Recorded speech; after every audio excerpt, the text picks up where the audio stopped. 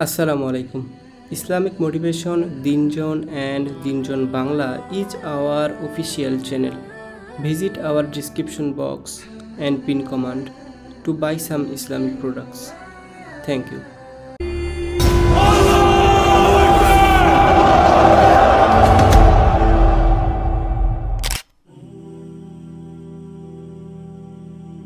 Allah has given us a deen in which we have to take other people into consideration all the time. You have to be the best to your parents. You have to be the best to your spouse. Your children have rights over you. Your neighbor has rights over you.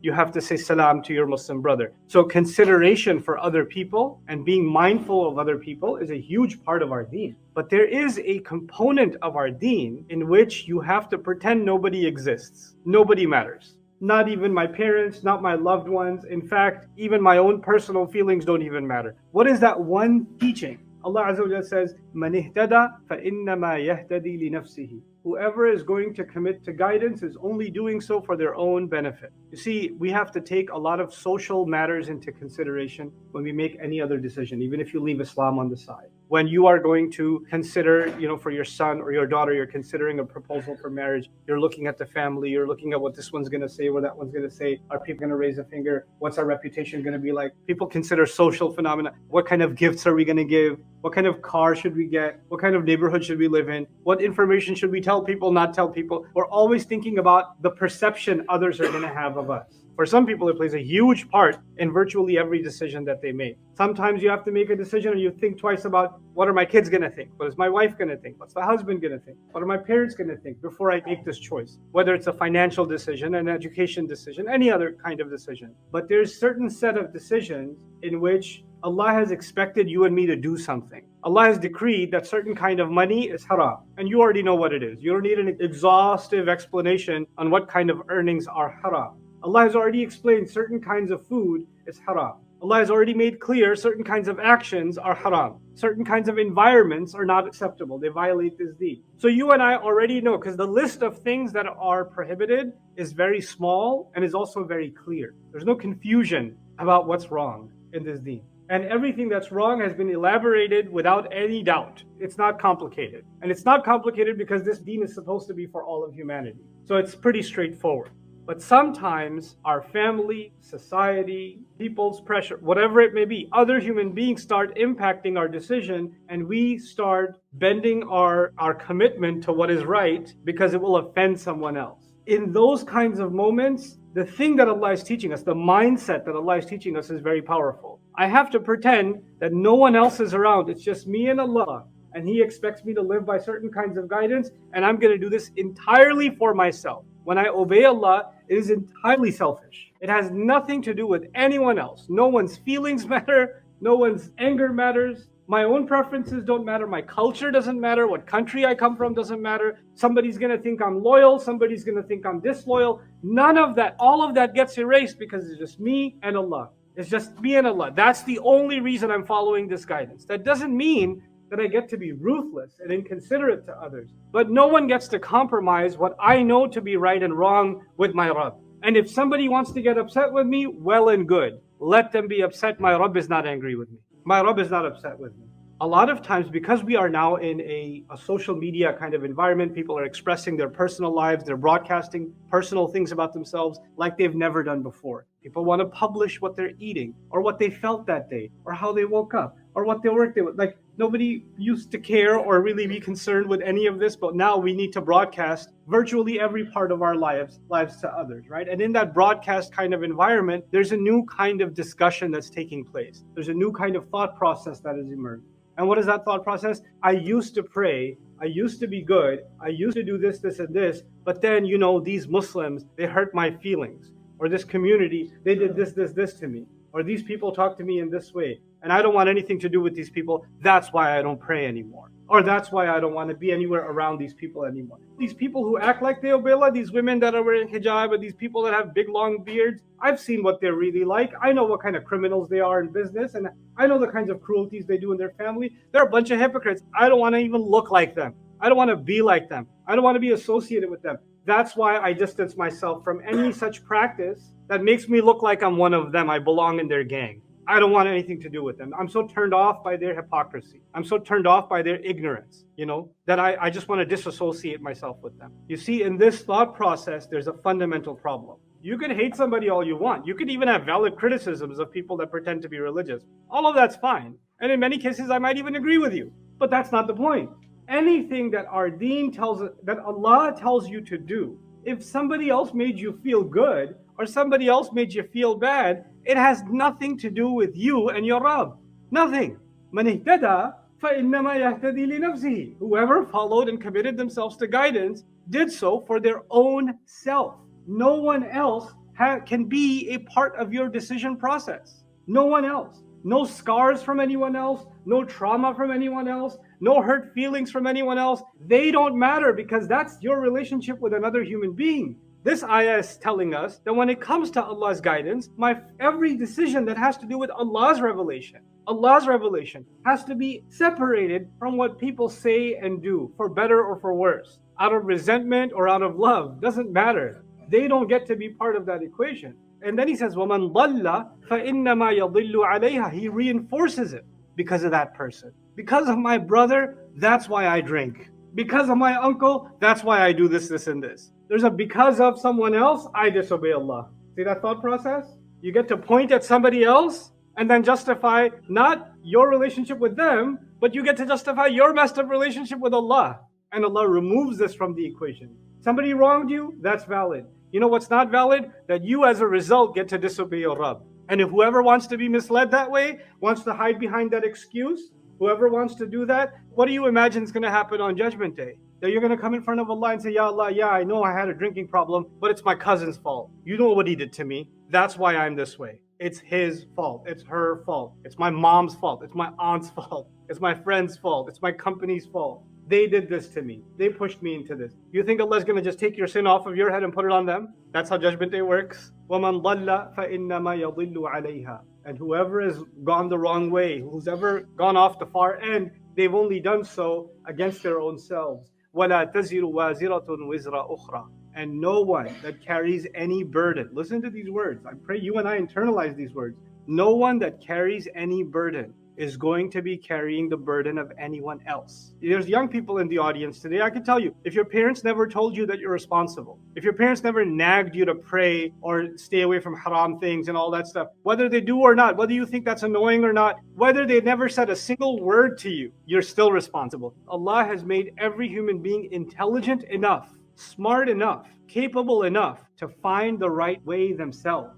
And when you're capable enough and smart enough, then you are held responsible. And what kind of hypocrisy is this? That the moment you turn 18, or even before, you want a driver's license. You're old enough and responsible enough to take other people's life in your hand on the road. You're responsible enough to stop at a red light and to not change lanes without looking. And all of that stuff, you're responsible enough. But when it comes to Allah's guidance, He's just a kid. He's just so young. So the idea that we get to blame society, blame the day and age, blame technology, blame other people, blame religious scholars, blame corruption, blame confusion, blame. And the only one you don't want to take responsibility for is yourself. This is the lie that Allah crushes. He crushes this lie. وَلَا تَزِرُ وَازِرَةٌ وِزْرَ أُخْرَى. No one that carries a burden, meaning every one of us are in fact carrying a burden, is going to be carrying the burden of anyone else. You'll get to blame your emotional state for your actions. I'll get to just say, Ya Allah, I was in a really bad place. That's why I was doing that, and that's why I'm still doing it. Ya Allah, astaghfirullah al-azim, just one more drink. No. Because it's her fault. This line of reasoning has to stop. This corrupt thinking is more dangerous than the sin itself. So he says, وَلَا تَزِرُ وَازِرَةٌ وِزْرَ أُخْرَى. Notice how many times this notion has been reinforced. First he said, مَنِ اهْتَدَى فَإِنَّمَا يَهْتَدِي لِنَفْسِهِ. That would have been enough. Then he said, وَمَنْ ضَلَّ فَإِنَّمَا يَضِلُّ عَلَيْهَا. Whoever is lost, then they're lost on their own account. They're only losing to their own peril. That's a second reinforcement. Then وَلَا تَزِرُ وَازِرَةٌ وِزْرَ أُخْرَى. Nobody who's carrying a burden will carry anybody else's burden. A third reinforcement. Why is he reinforcing the same? By the way, the first statement means the same other two things. It's saying the same thing. If you really internalize the first statement, that your guidance depends on you, and you have to do so for your own benefit. Until you see that, then nothing else matters. That statement was enough. The other statements are reinforcement. Why does the Quran, full of wisdom, where there's no excess wording, why is it reinforcing so much? Because the thing that you and I overlook, the thing that I tend to forget the most, Allah reinforces the most.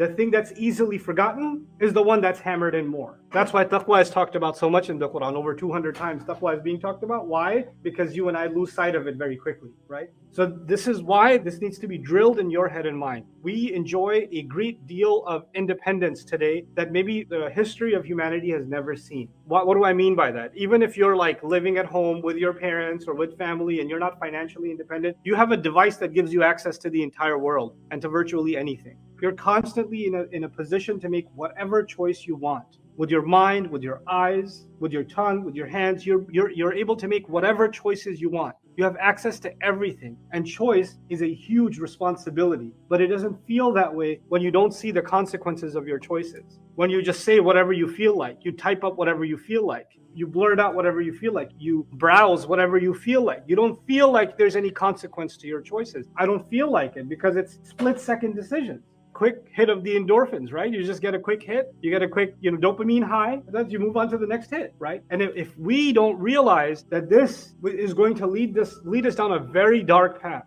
a very terrible path, in which guidance will be taken away from us. If you pretend to be helpless, that's the last kind of, trick in the shaitan's book on this. If you're done blaming everyone else for your own misguidance, and you lost all the candidates you could blame, then you come back to yourself and say, this is just who I am. What can I do? This is just how Allah made me. I can't help myself. Really? You can't help yourself. Allah made you incapable of carrying a burden. Is that what you're saying? He called you a wazira. He called you someone who can carry a burden, but you decide to call yourself someone who cannot carry a burden? When He says, "La tukallifu nafsun illa wus'aha," Allah does not burden anyone except they can hold it, they can carry it. He made me responsible. He made you responsible. If no one else ever told you that you are responsible, the fact that Allah revealed it is enough. And if we pretend we never heard about this, and we never realized it, and we never lived by it, you can live for pretend only so long until you have to stand in front of Allah and explain yourself. On Judgment Day, a person is being told to open up the record of their own life, everything they did. And Allah is telling this person, "Iqra' kitabak," read your own book. Read your own book. This is what you did. "Kafa bi nafsika al-yawm 'alayka hasiba." Today, you are enough as an accountant, as an auditor against yourself. You are enough as an auditor against yourself. That's what Allah is saying to every human being on Judgment Day that forgot this teaching. Take guidance for your own self. Become selfish when it comes to guidance. Become scrupulous, uncompromising when it comes to Allah's guidance. It doesn't matter who gets hurt. It doesn't matter what pains you have to go through. It's worth the pain now. It's worth the energy exhaustion now. It's worth losing the friends now. It's worth being called the names now. It is not worth what you're going to be facing then. All the people whose loyalty makes you compromise Allah's guidance will be running away from you and me on Judgment Day. I don't want to be fooled by those kinds of loyalty. And all those people who I did not listen to, and I followed Allah's guidance, and they hated me for it, you might find that they're thanking me for it on Judgment Day. Thank you for not listening to me. Thank you for making me upset. Because if you hadn't done so, I would have been in deeper trouble. So I pray that Allah makes us deeply, internally, personally responsible. He removes from us the tendency to cast blame on everyone else for the way that we are before we put responsibility and blame on ourselves. And when we do blame ourselves, we don't become hopeless. We are still capable. We did not become paralyzed because of our past mistakes. We are still capable. If we were no good and there's no chance for you to redeem yourself, then there's no reason for Allah to keep you alive. There's no reason. The fact that you and I are breathing means Allah has given us an opportunity to redeem ourselves. The fact that we wake up this morning means Allah sees something good in us, the potential of good in us. Whether you want to realize that or not, or declare yourself doomed, that's up to you. That lie is only to your own peril. May Allah Azza wa Jal make us real with ourselves and those around us, and may Allah make our commitment to His guidance sincere and pure, and may Allah Azza wa Jal help us live a life that embodies this beautiful ayah of the Quran. Assalamu alaikum. Islamic Motivation, Deen and Deen Bangla is our official channel. Visit our description box and pin command to buy some Islamic products. Thank you. Assalamu alaikum. Islamic Motivation, Deen and Deen Bangla is our official channel. Visit our description box and pin command to buy some Islamic products. Thank you. Assalamu alaikum. Islamic Motivation, Deen and Deen Bangla is our official channel. Visit our description box and pin command to buy some Islamic products. Thank you. Assalamu alaikum. Islamic Motivation Dinjon and Dinjon Bangla is our official channel. Visit our description box and pin command to buy some Islamic products. Thank you. Assalamu alaikum. Islamic Motivation Dinjon and Dinjon Bangla is our official channel. Visit our description box and pin command to buy some Islamic products.